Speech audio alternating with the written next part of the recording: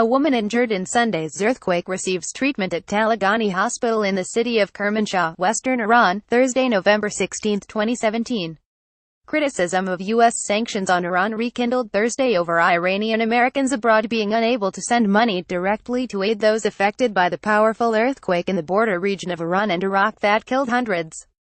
Vahid SalemiAssociated Press KERMANSHAH, Iran, with Iranian Americans abroad unable to send money directly to Iran to aid those affected by this week's powerful earthquake that killed over 530 people. Criticism of U.S. sanctions on Iran flared up anew on Thursday.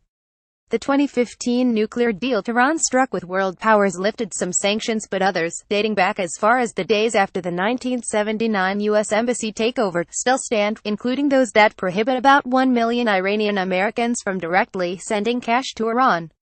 The state-run IRNA news agency, as well as other media, published articles criticizing the rules.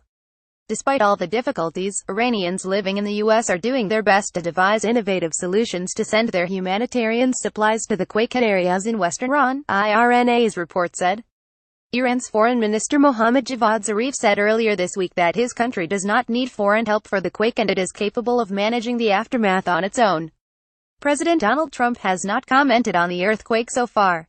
He has refused to recertify the Iran nuclear deal, sending it Congress instead, and has accused Iran of arming Shiite rebels in Yemen with ballistic missiles to attack Saudi Arabia. The U.S. Treasury has lifted some sanctions in the past to help with Iranian earthquake relief, most notably in 2003 under the administration of President George W. Bush when a magnitude 6.6 earthquake killed 26,000 people in Bam. That was even after Bush named Iran a member of the Axis of Evil. In a statement to the Associated Press, the Treasury called the earthquake tragic and said it allows donations of food, clothing and medicine to previously approved American organizations, which then send them on to Iran. Those organizations also can send up to $500,000 a year in cash, the Treasury said. However, the Treasury did not respond to questions whether it would lift sanctions as in 2003. Without that, banks and other organizations will remain fearful of running afoul of U.S. laws, which tend to be fuzzy, and the fines seem to be astronomical, said Trita Parsi, the founder and president of the National Iranian American Council. A bank once told us the best way to send money to Iran is to fill a suitcase with cash and fly to Tehran, Parsi told the AP. The banks make money from these transactions. When they say no to a transaction, they are just terrified. Parsi said that trickles down to crowdfunding websites. He said his organization received several complaints about fundraisers for Iran being shut down and money being returned to donors. Sunday night's earthquake hit about 31 kilometers 19 miles outside the eastern Iraqi city of Halabja, according to the U.S. Geological Survey, and struck 14.4 miles 23.2 kilometers below the surface, a somewhat shallow depth that can amplify the damage. Iran's Seismologic Center has said the quake struck on Iranian soil. The official IRNA news agency has said that 530 were killed while state TV put the number at 432. At least 100 people are believed to have been buried by families in rural villages without going to authorities for death certificates, which may explain the discrepancy. Over 9,300 people were injured. In Iraq, 9 people were killed and 550 were injured, all in the country's northern Kurdish region, according to the United Nations.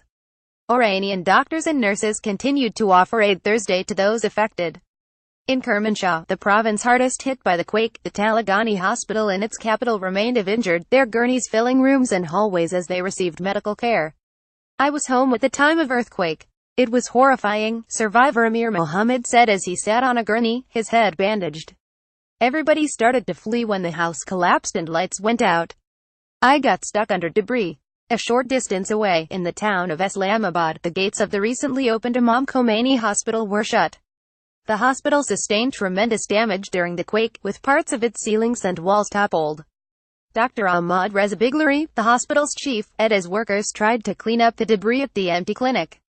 Cracks ran through rainbow-painted lines on its walls. Usually when a problem occurs in a town, people of the town rush to its hospital, the doctor said. Our hospital has been damaged before any other residential building in the town. The damage there, as well as at other state-constructed housing projects, prompted criticism after the quake. More than 400 aftershocks have struck the region, making many afraid to even go inside their homes to salvage whatever belongings they can. Some sleep outside in tents or fashion whatever shelter they can out of reeds.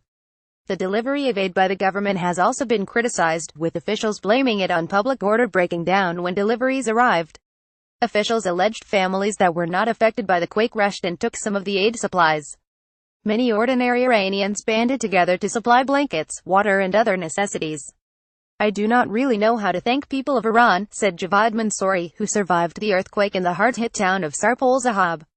"Seeing the amount of these donations brings tears to my eyes. They are really helping us, Karimi reported from Tehran, Iran. Associated Press writer John Gambrell in Dubai, United Arab Emirates, contributed to this report. Copyright 2017 The Associated Press. All rights reserved. This material may not be published, broadcast, rewritten or redistributed.